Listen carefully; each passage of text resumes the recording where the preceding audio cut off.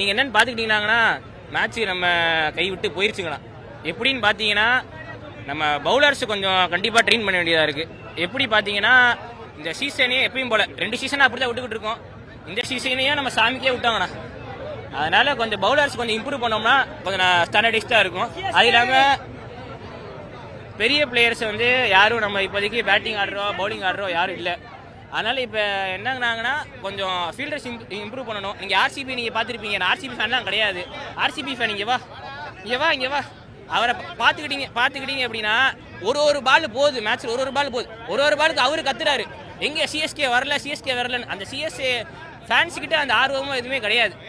RCB ஃபேனுக்கு ஆர்வம் இருக்குது கிரவுண்டுக்குள்ளே.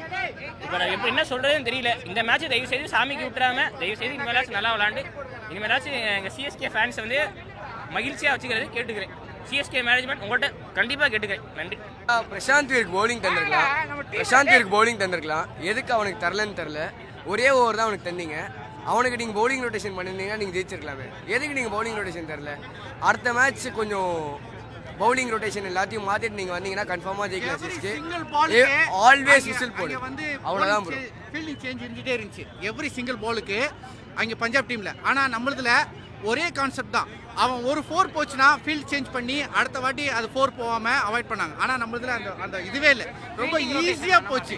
அந்த ஃபீல்ட் ரொட்டேஷனே ரொம்ப மோசமாக இருந்துச்சு நம்மளதுல. சென்னை இன்னும் நல்லா டைட் பண்ணால் தான் ஃபர்தராக நம்ம ஜெயிக்கிறதுக்கான சான்சஸ் அதிகம். இல்லாட்டி அப்படியே வீட்டுக்கு வர வேண்டியது தான். நம்ம ரொம்ப ஃபீலாக இருக்குது. சிஎஸ்கே ஒரு நல்ல டீம் தான். இந்த வருஷம் என்னன்னு தெரியல, 2 மேட்சும் தொடர்ந்து தோற்றுருக்கோம். பவுலர்ஸுங்களை கரெக்டாக போடணும். இன்னும் அவங்களுக்கு ட்ரைனிங் என்ன வேணுமோ அதை கொடுத்து நம்ம வின் பண்ணுவோம். கண்டிப்பாக நிறையா வாட்டி நம்ம வின் பண்ணியிருக்கோம். இது தோக்கிறதுனால நம்ம வெக்ஸ் ஆகக்கூடாது. இம்ப்ரூவ் ஆகிருக்கு. ஃபஸ்ட்டு மேட்ச்சு பேட்டிங் சரியில்லை, பவுலிங்கும் சரியில்லை. இந்த மேட்ச் பேட்டிங் நல்லா இருந்திருக்கு, பவுலிங் சரியில்லை. அப்படி படிப்படியாக மாற்றிக்க வேண்டியதான். தொடர்ந்து தோத்துட்டு நம்ம ஃபைனலில் கப்பெலாம் அடிச்சிருக்கோம். அதனால் தோக்கிறதுனால நம்ம வெக்ஸ் ஆகக்கூடாது. கண்டிப்பாக நம்ம ஜெயிக்கணும்.